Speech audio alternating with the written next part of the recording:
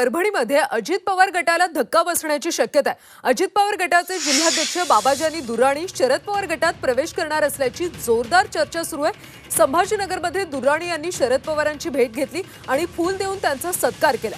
पाथरीची जागा शिवसेनेसाठी घेण्यासाठी मुख्यमंत्री एकनाथ शिंदे आग्रही आहेत, त्यामुळे बाबाजानी हे अजित पवार गटात अस्वस्थ आहेत। काल शरद पवार गटाचे प्रदेशाध्यक्ष जयंत पाटील हे पाथरीत बाबाजानी दुर्राणी यांच्या निवासस्थानी स्नेहभोजनासाठी गेले होते आणि त्यानंतर आता दुर्राणी यांनी पवारांची भेट घेतल्यानंतर ते आता कोणता निर्णय घेणार याकडे आता सगळ्यांचं लक्ष लागलं।